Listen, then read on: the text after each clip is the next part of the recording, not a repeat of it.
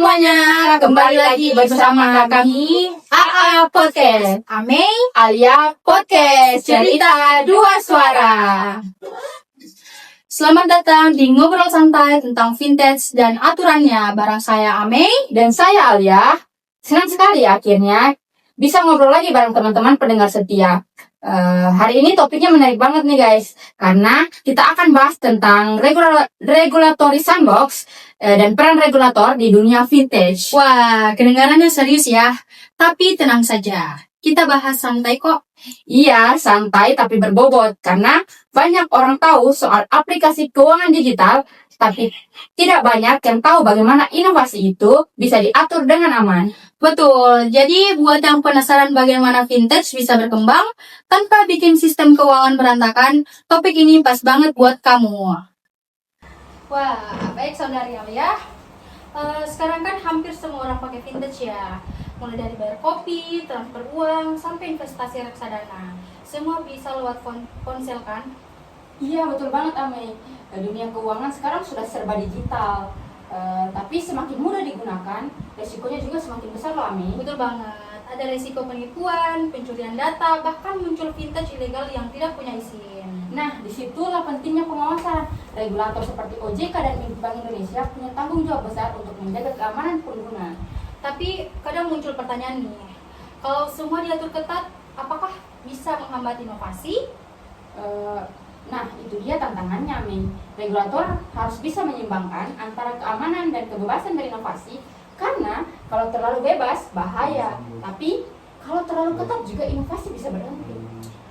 Oke, sekarang saya mau tanya nih, apa sih sebenarnya regulator sandbox itu? Jadi begini ya, Min. Sandbox atau kotak pasir itu istilah yang diambil dari dunia permainan anak, di mana tempat anak-anak bisa bermain bebas, tapi tetap aman di dalam batas tertentu. Wah, perempuannya lucu, tapi pas juga ya.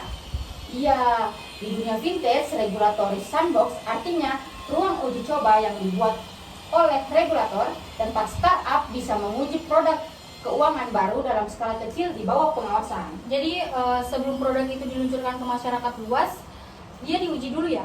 Betul, Ame. Biasanya masa uji cobanya 6-12 bulan.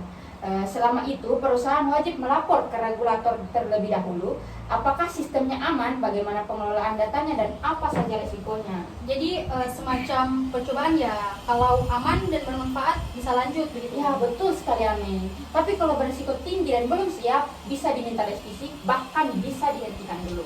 Tapi saya pernah dengar itu sandbox itu pertama kali muncul di Inggris ya?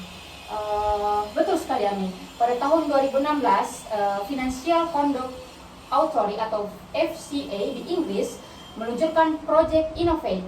Program itu membuka peluang bagi startup keuangan untuk bereksperimen di bawah pengawasan tanpa langsung terikat pada semua aturan.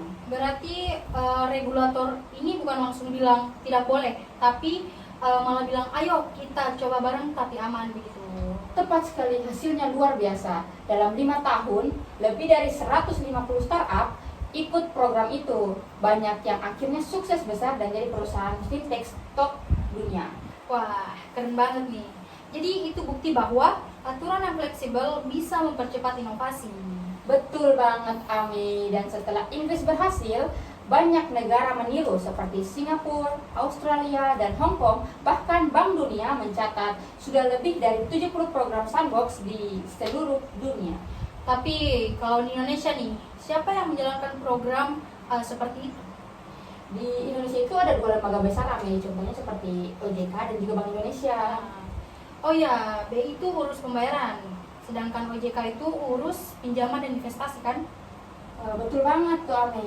Bank Indonesia atau BI membuat sandbox sejak tahun 2017, fokus pada sistem pembayaran seperti e-wallet, kris, dan dompet digital. Sementara OJK sendiri punya sandbox untuk inovasi keuangan digital dari vintage lending, insurtech, sampai robo advisor. Wah, ternyata lengkap juga ya.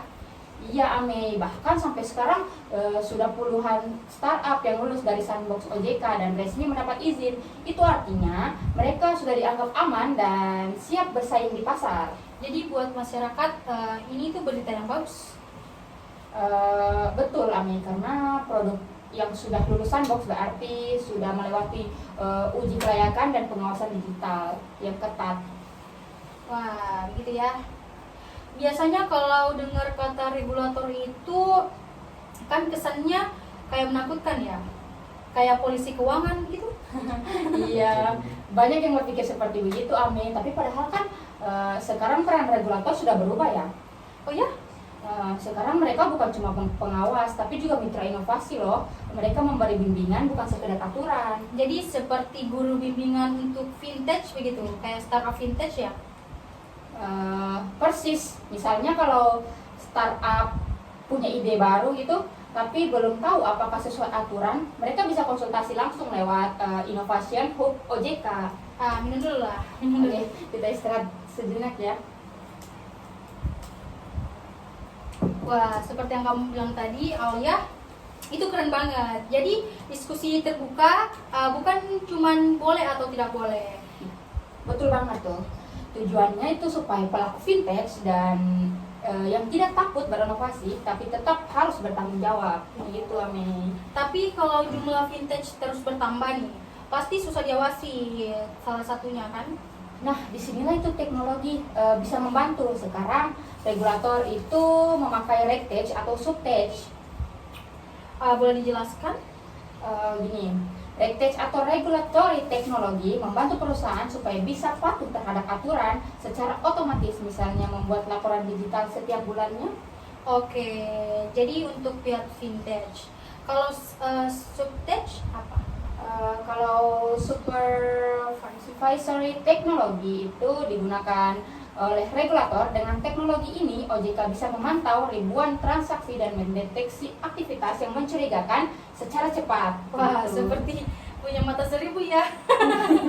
Aduh, bisa dibilang seperti itu ya, Ame. Dunia digital butuh pengawasan digital juga loh, wajib itu. Jadi sebenarnya itu siapa yang paling diuntungkan dengan adanya sandbox ini? Sebenarnya semua pihak sih, Ame. Tapi yang paling besar manfaatnya itu justru kembali ke masyarakat itu sendiri. Bisa? Karena produk vintage yang sudah lewat sandbox itu sudah diuji dari sisi keamanannya loh, perlindungan data dan manfaatnya juga. Jadi penggunaan tidak jadi kelinci percobaan. Oh ya. Jadi mereka ini bisa pakai layanan baru dengan tenang nih. Betul banget tuh, Ame. Sandbox itu bisa melindungi masyarakat, tapi juga memberi ruang bagi inovator untuk berkembang. Jadi dua-duanya untung. Wah. Jadi Jadi gini tuh, Ame. Dari semua yang kita bahas tadi itu bisa disimpulkan regulatory sandbox adalah jembatan antara inovasi dan pengawasan. Kayak gitu.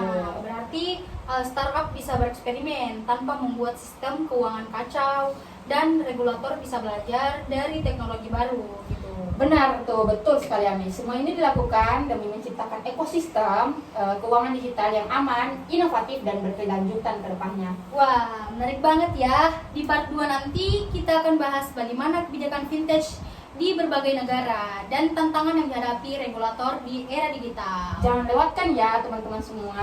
Sampai jumpa di episode berikutnya. Ngobrol santai tentang vintage dan aturannya.